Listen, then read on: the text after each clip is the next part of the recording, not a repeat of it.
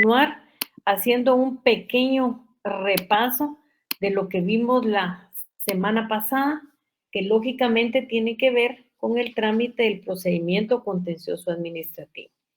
Primeramente tenemos que decir que hay un artículo en el Código Tributario que me dice el orden en el que yo debo de integrar con leyes, porque todo el contenido del contencioso en el Código Tributario no está completo. Entonces ahí se me permite utilizar, en primer lugar, la ley de lo contencioso administrativo. Luego, primero el Código Tributario, la ley de lo contencioso administrativo, el Código Procesal Civil y Mercantil y la ley del organismo judicial. Eso es básico que tengamos claramente establecido, así también como que el procedimiento contencioso administrativo tiene su origen en el artículo 221 de la Constitución, porque ahí es donde dice que el Tribunal de lo Contencioso Administrativo es el que va a revisar la juridicidad del acto. Y cuando se está hablando de la juridicidad del acto, lógicamente de lo que se está diciendo es de la legalidad del acto. Si el acto administrativo, cuando es analizado por un órgano jurisdiccional, tiene las características legales que debe de tener, porque eso precisamente es lo que va a ser revisado.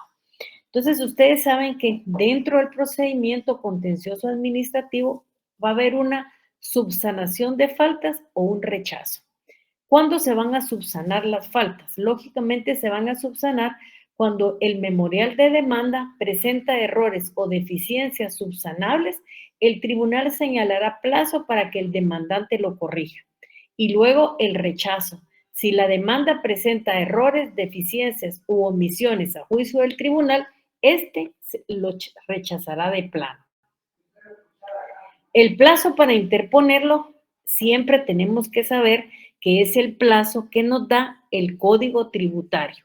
Si nosotros nos equivocamos y ponemos el plazo que tiene la ley de lo contencioso administrativo, definitivamente cuando lo interpongamos, lo que vamos a encontrar es que nos lo rechazan porque va a estar completamente atrasado. Entonces, el plazo para interponerlo está en el Código Tributario y es 30 días. Hay un plazo para pedir informe circunstanciado para que el Tribunal de lo Contencioso le pida a la Superintendencia de Administración Tributaria el informe circunstanciado, y el expediente tiene 5 días para pedirlos de presentada su memorial de demanda. Luego, el plazo para enviarlo por parte del órgano administrativo, que en nuestro caso es la Superintendencia de Administración Tributaria, se tienen 10 días. Si está arreglada a derecho, se admitirá para su trámite y tendremos 3 días siguientes de recibidos los antecedentes. El actor puede solicitar providencias urgentes o indispensables.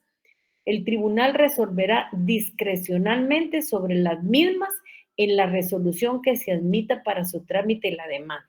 Aquí quiero llamar su atención que la primera resolución nunca va a ser que la demanda se admite para su trámite. Lo que primero aparece es donde se indica que debe de pedirse los antecedentes y el informe circunstanciado. El tribunal no puede darle trámite a la demanda si no tiene los antecedentes o el informe circunstanciado, por lo que aquí el trámite a la demanda constituye lógicamente la segunda resolución. Perdón, el emplazamiento. El emplazamiento en la resolución de que se le da trámite a la demanda se tendrá que emplazar al órgano administrativo o institución descentralizada. Lógicamente, en nuestro caso es la Superintendencia de Administración Tributaria. ¿Por qué? Porque este contencioso administrativo es un contencioso especial en donde lo que se van a ver son el cobro de los impuestos. Entonces sí tenemos una especialidad. Y en todas las partes, en todos los procesos contenciosos va a aparecer como parte la Procuraduría General de la Nación y las personas que aparezcan con interés en el expediente. Se da audiencia por un plazo de 15 días. Se pueden interponer excepciones previas y se pueden interponer dentro del quinto día del emplazamiento. ¿Cuáles son esas excepciones previas? Incompetencia, litispendencia, demanda defectuosa, falta de capacidad legal, falta de personería, falta de caducidad, falta de, prescripción, cosa juzgada y transacción. Estas se tramitarán en incidente, que se sustanciará en la misma pieza del proceso principal.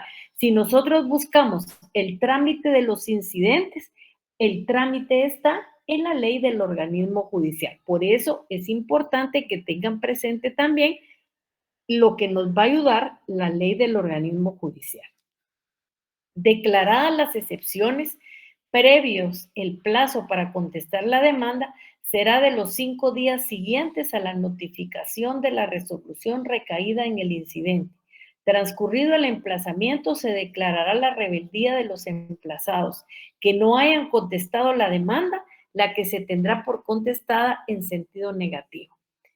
En la contestación de la demanda, ustedes saben que la demanda puede contestarse negativa o positivamente. Si todos se allanaren, se dictará sentencia. El memorial de allanamiento podrá presentarse con firma legalizada. En caso contrario, deberá ratificarse. La contestación negativa debe de ser razonada en cuanto a fundamentos de hecho y de derecho. Las excepciones perentorias se interponen en el memorial de contestación de demanda y se resolverán en sentencia. Luego tenemos la prueba. Contestada la demanda o la reconvención, se abrirá por 30 días. Si es cuestión de puro derecho, se omitirá el periodo de prueba, la que se omitirá si el tribunal así lo considere porque existen suficientes elementos de convicción. La resolución por la que se omita la prueba será motivada. También la ley de lo contencioso administrativo habla de un vencimiento anticipado. El periodo de prueba podrá declararse vencido cuando se hubiera recibido todos los medios de prueba ofrecidos. Entonces, lógicamente, ya no tiene sentido. ¿Por qué tener un periodo tan grande cuando ya se presentaron todos los elementos de prueba que me van a poder ayudar como tribunal a resolver y dictar una sentencia adecuada a derecho? Luego se debe de señalar el día y la hora para la vista. Vencido el periodo de prueba, el tribunal señalará día y hora para la vista, la cual puede ser pública si así la solicita. Auto para mejor fallar. Transcurrida la vista, el tribunal podrá, si lo estima necesario, si lo estima conveniente, dictar un auto para mejor fallar en un plazo que no exceda de 10 días. ¿Y para qué será ese auto para mejor fallar? Para practicar cuantas diligencias fueren necesarias para determinar el derecho de los litigantes, indicando en dicho auto las que habrán de practicarse y las que se efectuarán con citación de parte. La sentencia. La sentencia se va a dictar cuando se haya examinado en su totalidad la juridicidad del acto o resolución cuestionada. Se puede revocar, confirmar o modificar. Se pueden interponer recursos contra la sentencia, se pueden interponer recursos de aclaración y ampliación. Mi consejo es siempre interpónganlos, porque esto nos va a permitir tener un tiempo más para estructurar un recurso de casación que lo va a revisar la Corte Suprema de Justicia integrada en Cámara Civil y lógicamente ustedes saben que la casación, todo el mundo dice que es un recurso muy difícil de plantear porque es un recurso técnico que solo se puede plantear por cuestiones de fondo y de forma.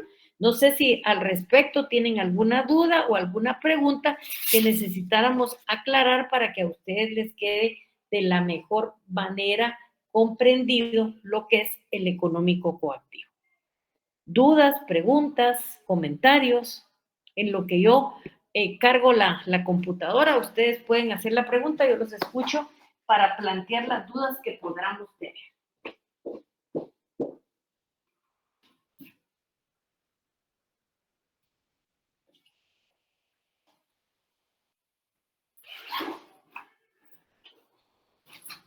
¿Dudas, preguntas? No tenemos ninguna. No hay dudas, no hay preguntas. Bueno, todo quedó claro. Muy bien, Lica. Bueno, gracias. Eso, si todo quedó claro, pues qué bien y estamos entonces. Bueno, hoy vamos a comenzar un procedimiento completamente diferente. ¿Y cuál es ese procedimiento? Ese procedimiento es el procedimiento económico coactivo, que a contrario censo del económico coactivo, a contrario censo del contencioso administrativo, no lo va a plantear el contribuyente, sino quien lo va a plantear es la Superintendencia de Administración Tributaria cuando se encuentre con que un contribuyente no le canceló la deuda tributaria que tiene y que la deuda tiene que tener ciertas características y tiene que ser líquida, exigible y de plazo vencido. Aquí estamos, al principio de esto yo les dije, estamos con el contencioso administrativo, que es un procedimiento ordinario. O sea, es donde el contribuyente va a argumentar ante la administración tributaria el por qué debe o no pagar ciertos impuestos. O sea, aquí va a haber discusión, van a haber hechos controvertidos que se dan entre el contribuyente y la administración tributaria y termina con una sentencia que va a modificar, que se va a anular y todos esos elementos que ustedes consideran que están en la ley y que yo ya se los leí, porque concretamente les dije que a la ley de lo contencioso administrativo tenemos un artículo donde dice qué es lo que tiene que resolver la sentencia dentro del procedimiento contencioso administrativo, que amplía lo que tiene la ley de lo contencioso administrativo y dice: contenido de la sentencia. La sentencia que ponga fin a este recurso determinará si la resolución recurrida se apegó a la ley o a los principios jurídicos aplicables de las actuaciones de la administración tributaria y hará un análisis sobre cada una de las mismas en su parte considerativa. Seguidamente procederá a declarar la confirmación, la modificación, la revocación o anulación de la resolución recurrida y a imponer el pago de costas a la parte vencida en el proceso, con excepción de aquellos casos en que el tribunal encuentre razones suficientes para eximirlas parcial o totalmente. Entonces, lógicamente, este procedimiento, el económico coactivo, va a ser completamente diferente. Ese no está dentro de la ley de lo contencioso, no lo vamos a encontrar, pero está desarrollado en alguna, digamos, con alguna limitación, pero está contenido en el Código Tributario y está a partir del artículo 171. Está el artículo 171 y vamos a llegar hasta el artículo 189, donde está la vigencia. Prácticamente son, quiero ver, 1, 2, 3, 4, 5, 6, 7, 8... 9, 10, 11, 12, 13, 14, 15, 16, 17, 18, 19 y 20. Lo importante aquí es que sepan que este procedimiento, a diferencia del contencioso administrativo, tiene dos instancias. Tiene la primera instancia, que es llevada a cabo en la capital, en los juzgados de primera instancia de lo contencioso, de lo económico coactivo, de lo económico coactivo. En los departamentos, los juzgados de primera instancia que miran esa especialidad, pero tiene una sala de apelaciones que es la segunda instancia y esto está contenido en el artículo 184. Y dice que la segunda instancia, dice, de las apelaciones, conocerá el Tribunal de Segunda Instancia de Cuentas. Interpuesto el recurso de apelación, el Tribunal de Primer Grado lo concederá si fuere procedente, y elevará los autos al Tribunal Superior, el que señalará día para la vista dentro del plazo que no exceda de 5 días, pasado el cual resolverá dentro de los 10 días hábiles siguientes bajo pena de responsabilidad. Entonces, como ustedes se dan cuenta, es un procedimiento completamente diferente. Hay una primera instancia, hay un tribunal de alzada que conoce las apelaciones, y ese tribunal de alzada es la sala, el tribunal de segunda instancia de cuentas. Entonces, bajo esa estructura, yo quisiera que leyéramos el artículo 171. ¿Qué dice el artículo 171? El artículo 171 nos da un concepto y nos da las características. Este procedimiento en la ley tiene este nombre: procedimiento económico coactivo. ¿Y qué dice el 171? Dice: el procedimiento económico coactivo es un medio por el cual se cobran en forma ejecutiva los adeudos tributarios, y al mismo tiempo nos señala cuáles son las características. ¿Cuáles son? Brevedad, oficiosidad y especialidad.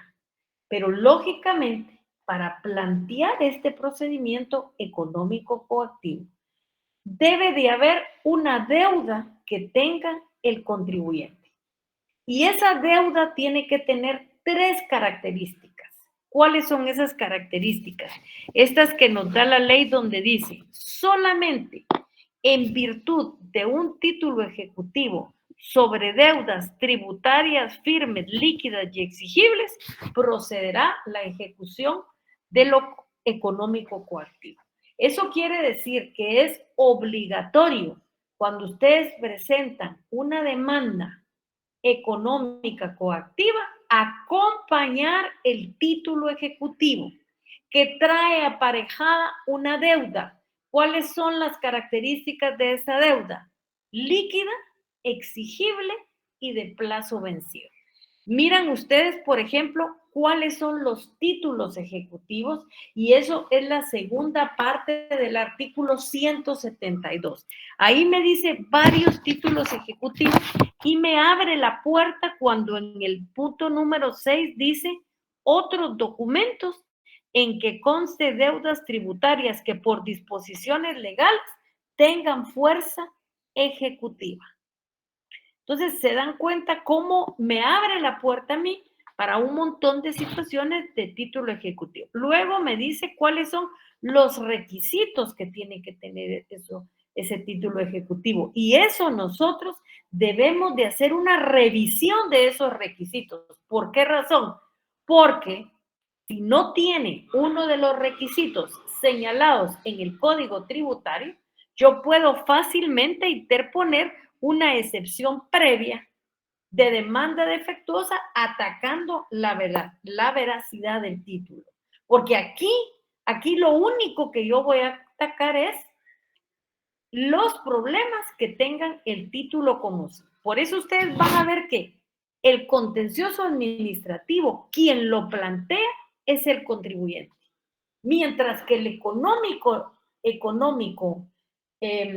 coactivo, quien lo plantea es la administración tributaria, por una deuda líquida, exigible y de plazo vencido en base a un documento en donde trae aparejada esa deuda que no ha sido pagada por el contribuyente y que lógicamente le está causando serios problemas a la administración por falta de recursos. Yo quiero ver qué dudas tienen en este momento, hasta donde yo he llegado. ¿Qué dudas les presenta este procedimiento? Vamos resolviéndolas de una en una para que no tengamos ningún inconveniente más adelante. Para eso, lógicamente, por favor, yo sé que ya lo leyeron una vez, pero lo tienen que leer, del artículo 171 del Código Tributario al artículo 189 del mismo. Prácticamente, como les digo, son pocos artículos los que tenemos que leer.